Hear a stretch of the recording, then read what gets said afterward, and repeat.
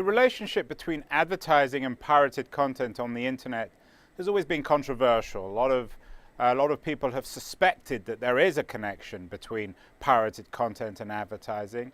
And today, a report coming out from the Annenberg School at USC has proven, perhaps for the first time, of this relationship between pirated content and advertising. We're lucky enough to have Jonathan Taplin, who is the Director of Innovation at the Annenberg School. Jonathan, welcome to TechCrunch TV. My pleasure. So, Jonathan, you're a long-time studio executive. Why do you do this report? Well, I'm not actually, was never a studio executive. I did produce a lot of movies in the 70s and 80s and 90s, but I've been a professor for the last 9 years at USC. We produced the report just because we thought that there needed to be a little transparency. It actually started with a report that Google put out about 9 months ago with the help of the British Performing Rights Society, saying that about 85% of the BitTorrent sites were funded by advertising. And so we began to look into, well, who are the advertisers? And it turned out it was some of the largest brands in America. And then the question became, well, how did those ads get there? And that led us to the ad networks, which obviously sell impressions. Ford Motor Company wants 5 million impressions, and the ad networks provide those, but they obviously can't provide all of them on the legitimate sites, so they end up placing a lot of them on pirate sites. And your list includes Google is number 3, Yahoo is number 7, so there are some very serious allegations in this report. Well, I think it's pretty obvious that both Google and Yahoo are very large providers of advertising.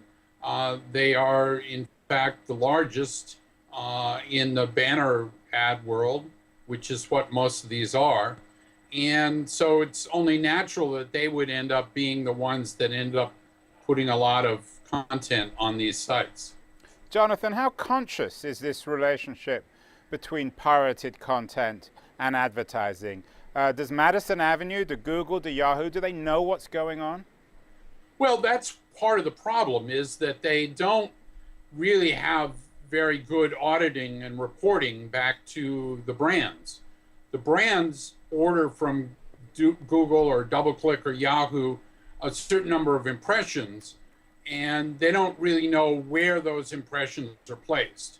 And we think that if there was a little more transparency, and ironically, we took the name transparency from the Google Transparency Report, which is the report that delineates which sites are pirating content.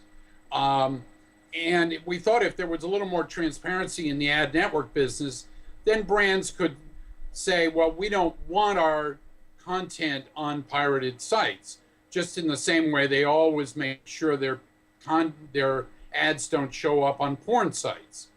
And Google and Yahoo are very capable of keeping them off porn sites, so we don't think there's any reason they can't keep them off pirate sites. But your concern, this is not simply an academic report. Your concern as a man who has produced a number of movies and whose life has been spent in the movie business is protecting legitimate content. Is that fair? Yeah, my concern also comes from the point of view of someone who spent my first years in the music business. I worked for Bob Dylan and the band and Janis Joplin and a bunch of other artists. And I see the amount of money flowing into these pirate sites, which is in the hundreds of millions of dollars in terms of advertising dollars.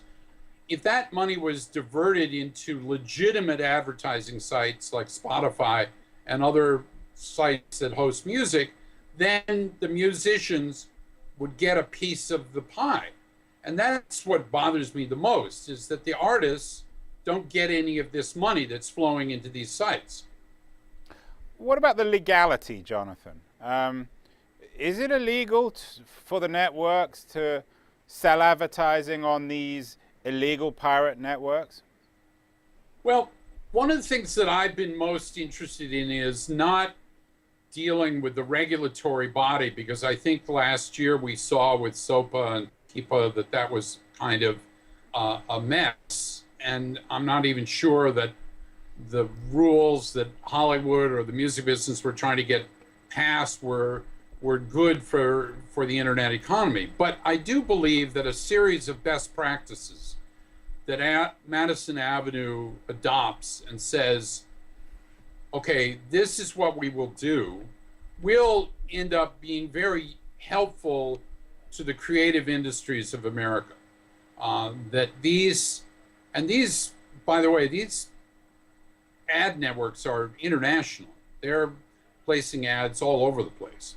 So, but it would seem to me that the artists will get more of the ad dollars if these ad dollars flow into legitimate sites. You know, I would cite YouTube as a legitimate site which shares the ad revenue with the companies that post content on their site in the same way that Spotify does in the music business. And if more dollars flow into the legitimate sites and less into the illegitimate sites, I think that will be a helpful thing. Is there a commercial attractiveness to advertising on these illegitimate sites? I mean, presumably the inventory on the internet is large enough that there's no real need to do this. Why are brands, why are networks attracted to this?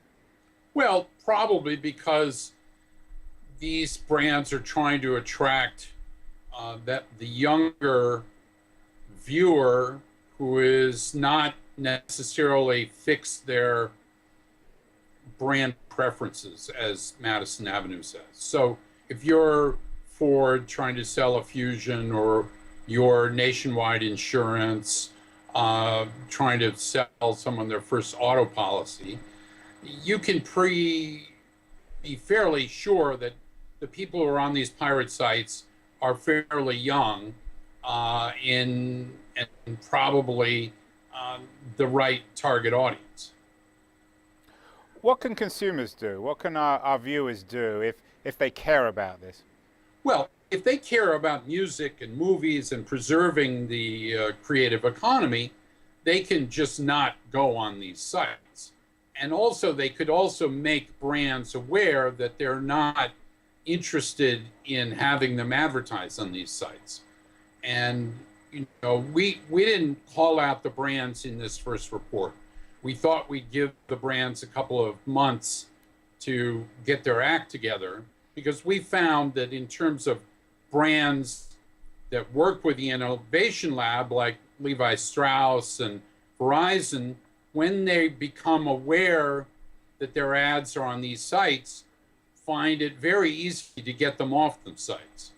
And so we're hoping that there will be a lot more of this in terms of people making it very clear that from the brand point of view, that this is not good.